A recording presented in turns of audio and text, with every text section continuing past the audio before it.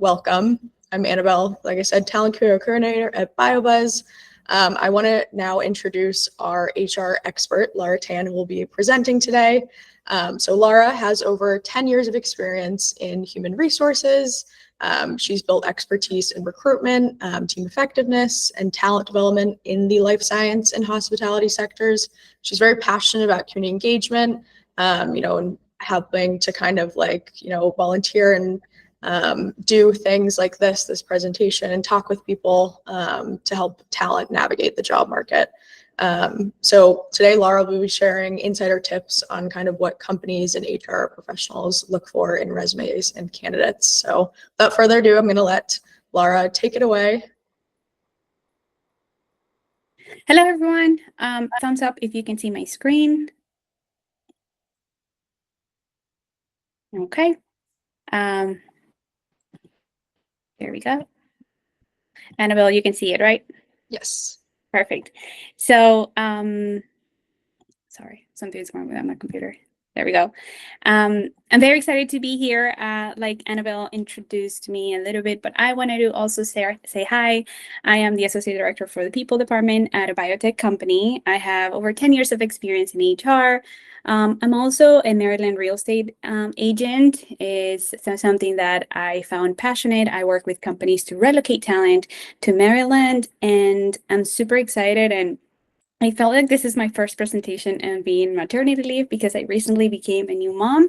I have a beautiful baby daughter and she is about 3 months old. So that's a little bit about me. This is a picture of my little girl and my husband. So yeah, I'm very excited for you to join today, and I'm very happy to connect afterwards if you have additional questions, or connect over LinkedIn. For today's presentation, I wanted to really focus in 3 main areas. We want to talk. Yeah. Sorry, your screen. I think you need to go into the presenting mode. How about now? I'm on presenting mode. Is anyone else seeing it? Hopefully. I think, yeah. Let's do something like this. Let's try again.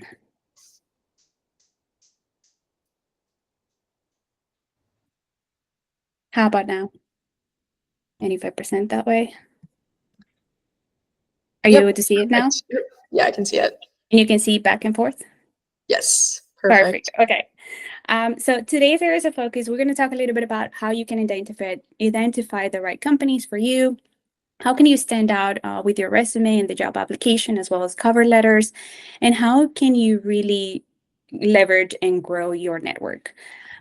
So you're here because you're probably overwhelmed and trying to start job searching. It's a very up and down cycle. It's a lot of time. It's very time consuming. You're consistently sending applications and trying to find out the best company for you. But I want you to really take a step back and reflect. Self-reflection is so important when you're starting to search for a job. You have to learn about yourself. You have to learn what works for you. Start asking yourself questions about your goals and career aspirations. Are you driven by your title? Are you driven by work-life balance? What do you want to get out of your career? Do you want to be in a leadership role, in a managerial role, or do you want to be more in a supportive role? Those are questions that are going to help you find out more about yourself, as well as articulate why you are taking the next step. Also think about your current skills, right? Think about the feedback that you've gotten at work. What are you really good at?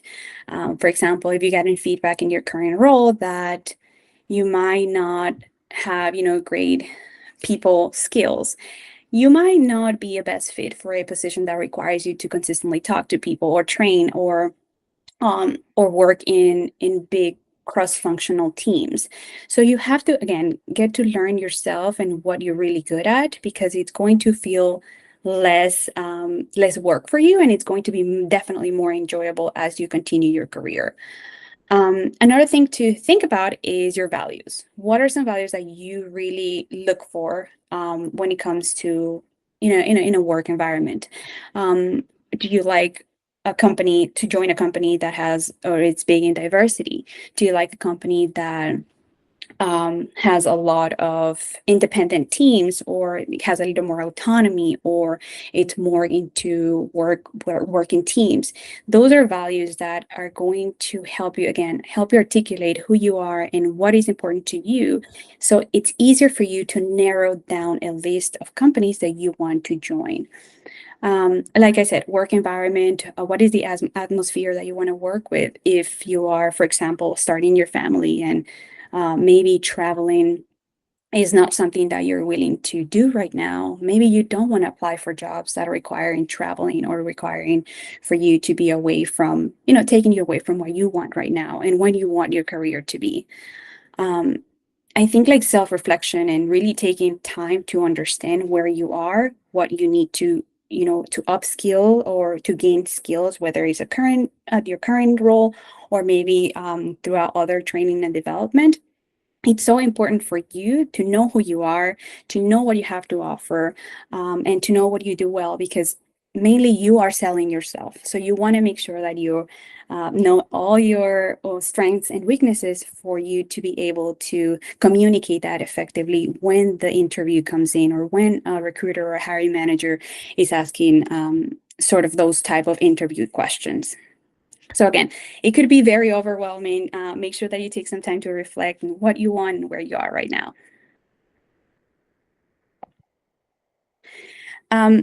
Speaking about identifying the right companies, the right company for me might be different company or right company for Annabelle and for everybody else. That's what is important, that you know yourself and you know what you want out of your work, out of your work life, right? Sometimes, obviously, we want to look for those green flags, right? You want to look for company culture. Take some time to do your research. Take some time to take a look at the job postings and how the company is crafting those job postings. Sometimes companies just copy and paste and they just post that publicly in Indeed or in their company website, but it does take a little bit of effort and really intention for a company that does care about their culture to really create nice job postings, attractive job postings, because that is how you are also interviewing them, right? That's essentially their cover letter, how they're looking or how they're investing resources and time into their website. What is their career page look like? Do you see people like you? Do you see a lot of diversity on them? Do you see that they spend some time explaining how they do in training and development, or all the benefits? What are the benefits look like? How are they acting up in social media? I feel like nowadays we have the technology for that, for your advantage. So use it. Make sure that you take a look at the company and all the arms, and again, resources and time that they're spending to make sure that they are very attractive to you. When it comes to the company communication style, I'll share this. My brother-in-law actually, he was trying to find a new job, and he told me like, "Hey, Laura, can you take a look at this?" And then what we noticed when he was trying to find a job is that some companies would reach out to them, and whether like sometimes their recruiters were all over the place, or some people would tell him different information.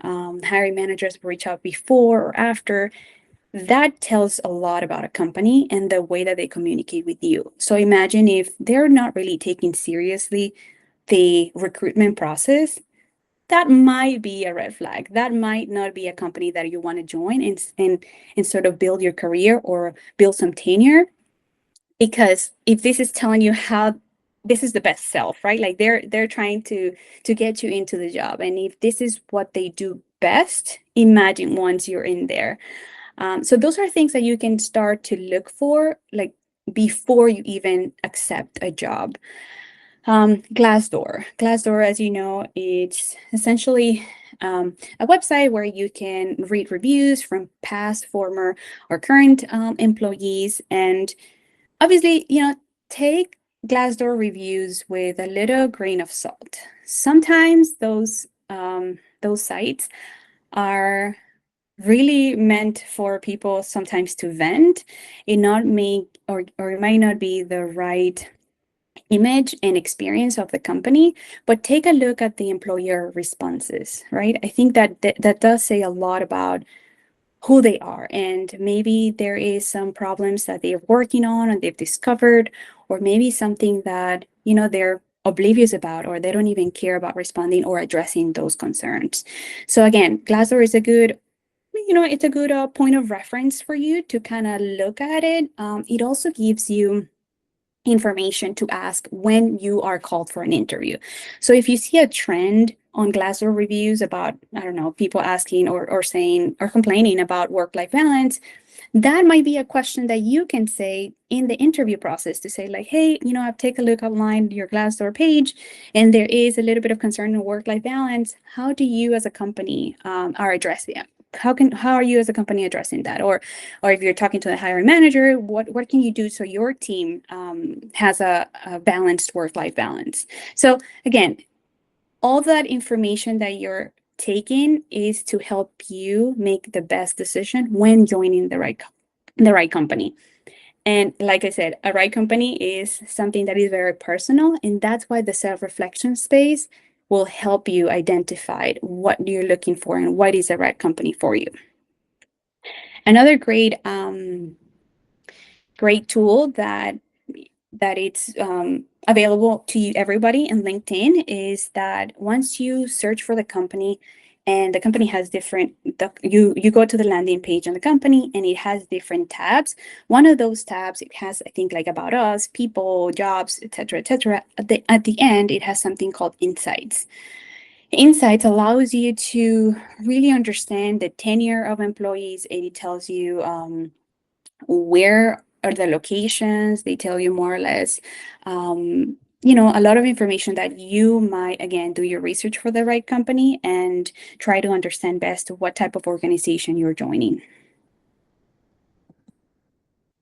All right, so now we're going to move on into how to stand out with your resume, with your cover letter, and our job applications.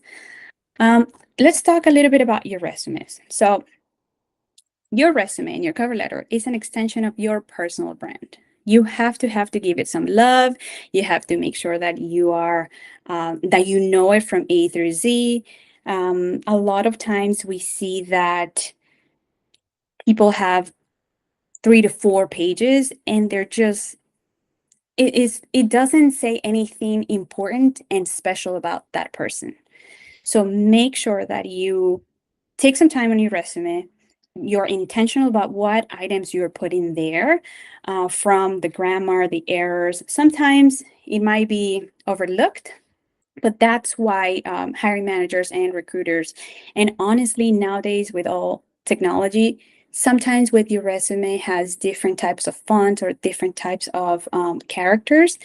Once you send them to the applicant tracking system, it might be a little distortion. So you want to make sure that everything looks fine, that it's easier for the receiver to read and to digest. Speaking about responsibilities versus accomplishments, sometimes we see a lot of resumes as employers where they list or they copy and paste exactly their job description. That is not telling me anything. Tell me what you accomplished. If you delegated work to meet deadlines, tell me something that I delegated work and increased team productivity by 20%. Or if you're early in your career stage, tell me a little bit about like you were the go-to person when it comes to training new hires. Tell me something that you did versus the list of your responsibilities. I think that's going to be much attractive to read or to receive as a company, as a hiring manager, as a recruiter, than just reading that you, for example, you took care of benefits or you take care of speaking to candidates. The next step is sort of tailoring your resume to the job description. Job postings tell you exactly what the company is looking for. So take some time to read the job description, pick some items that are very that speak to you, right? Like some items obviously don't lie, but pick some items and qualifications that match your skill set.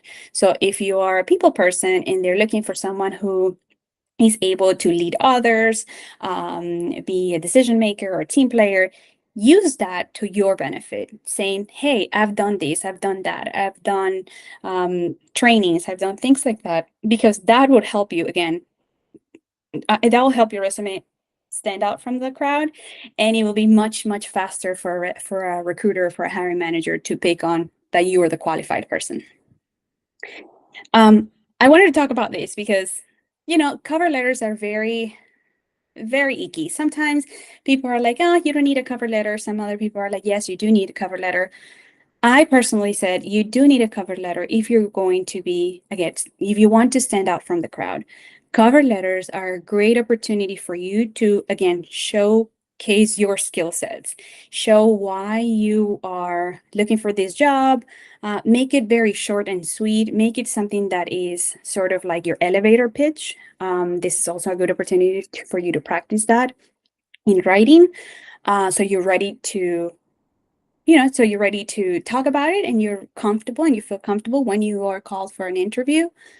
I will tell you, there's so many times that people just do cover letters because they have to. And I've seen a lot of cover letters that are addressed to a different company. So for example, if my company is Nike, instead of seeing the cover letter being addressed to the hiring manager at Nike, or sometimes if they look up for my name instead of Laura, it has another company. It has like Adidas or Louis Vuitton. So you want to make sure, again, that you proofread your work. Everything that you're sending to the website is an extension of your personal brand. So again, take some time to proofread, to check the quality of your work, and don't worry if you don't have a lot of crazy things. The most important is that what you're sending out is substance over just fluff.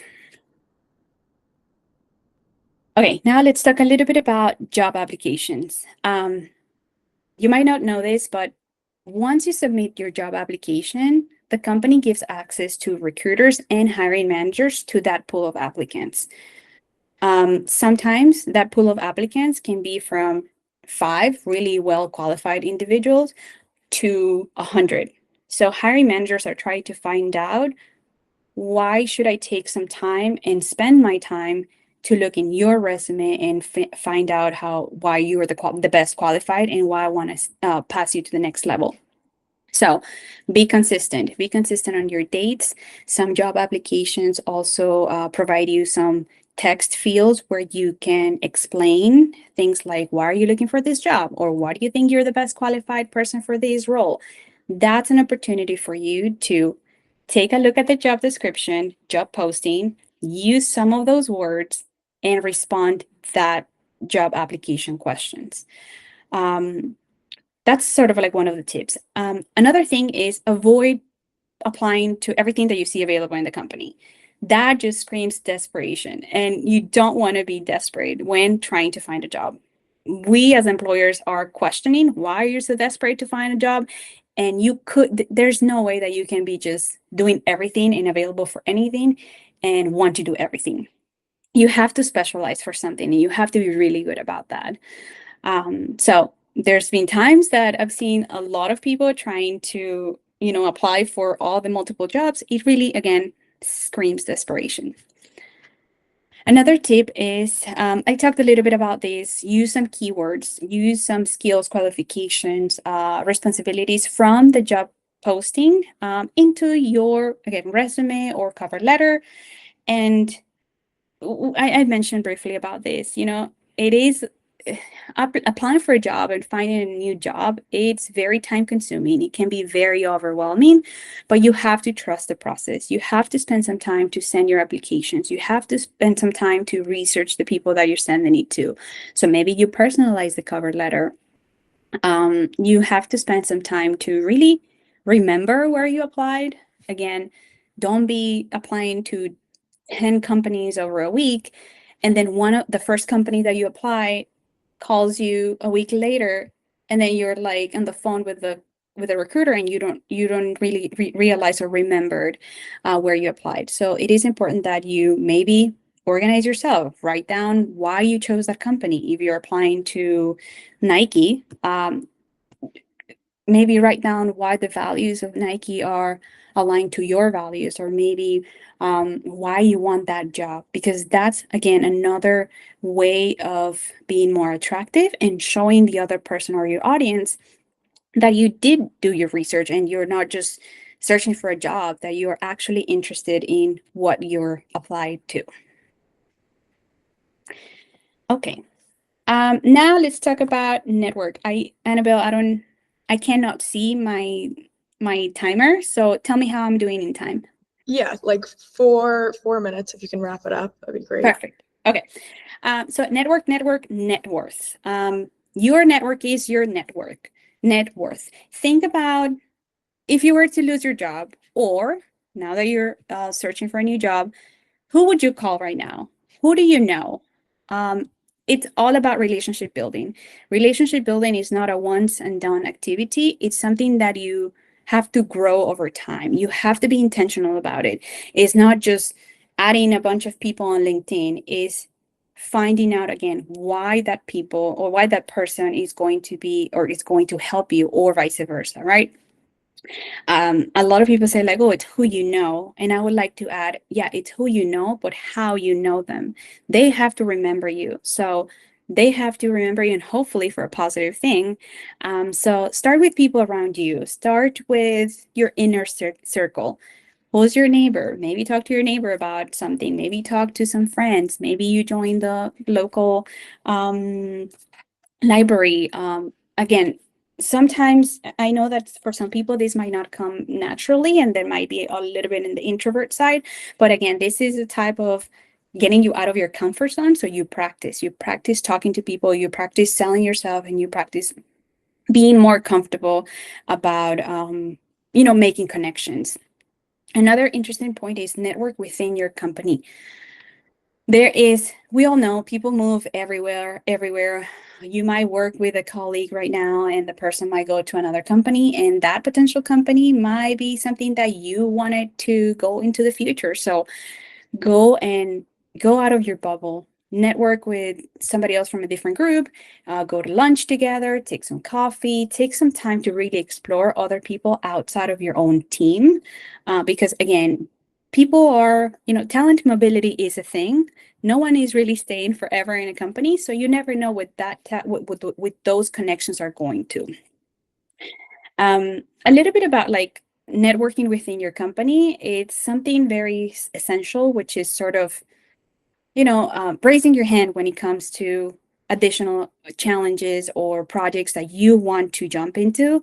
Don't be afraid to do that. I do feel like sometimes, people say like, oh, they don't have this position open, or they don't have that project available. But it's more that if you see something and you know how to solve it, maybe speak up to that either manager or that colleague, and maybe you get to be known for different skills and you build those skills, and that's a network connection. That is already a connection that you're making that is going to impact you positively in the future. Last but not least, LinkedIn is your BFF. Think about LinkedIn as your social media and online presence. Make sure that you have a very good picture, a professional picture. It is part of your professional presence. You want to make sure that you have a strong profile, that you have the right experience listed, that you have volunteer experiences if you have any. There is really a good option to ask for references. So if you know and you worked with someone in the past, ask them for a reference. That's a great point for you to have on your LinkedIn. And it's an easy and available feature that essentially follows you everywhere you go. If you're transitioning to another career, or if you have something that, for example, like let's say that you want to get into real estate, and you know me, for example, that I am in real estate now, try to, feel free to reach out to that person and be like, hey, Laura, I know that you're in HR, but I've been thinking about getting into real estate. How does that work for you? People will be happy to share that information with you. And that's where the informational interviews can be very handy. Another thing that I wanted to tell you is be very specific. Don't be just reaching out to people because, hey, I see that you worked in this. How was that company? No, you're not going to get a lot of responses with that. You have to be specific. Think about you're carving out some time from that person. So you want to be specific in what you're asking and how the person can help you. Through LinkedIn, I'll give you a little bit of my personal background. I had reached out to mentors and coaches through LinkedIn. It has helped me tremendously, whether it's again through LinkedIn or through somebody else connection. It is a great opportunity. A mentor will help you develop and understand a little bit more about you, so you can continue with your job search. Volunteer opportunities. There are websites out there that you can search for volunteer opportunities. I think volunteering is such a great opportunity, and a great opportunity for you to really realize maybe something that you thought you didn't like, maybe you enjoy doing it through a volunteer opportunity. So don't be afraid to volunteer your time. And then last but not least, you're here. You're in the BioBuzz event. There is plenty of events around us, and especially in these life science and I lost my train of thought, sorry. And there's a lot of community involvement that you can join and attend. So make sure that you know you're using your time correctly and that you're connecting with the people that can help you the most. Recapping very, very quickly, again, take some time to develop your professional brand. Love yourself, know what you are, know what you can offer, and practice how to sell yourself. Tailor your resume. Don't be sticking your resume in every single job posting that you see open. Make sure that, if there's some companies that you like or sort of like your wish list companies to work for, make sure that you keep an eye on them, and you can use your network to get into those companies, or you can start reaching out to people that work in those companies for you to be closer to your goal. And that brings me to my last slide. And just to tell you, like, you got this, right? Like, it is very hard, but it's not impossible. Visualize what you want and go for it.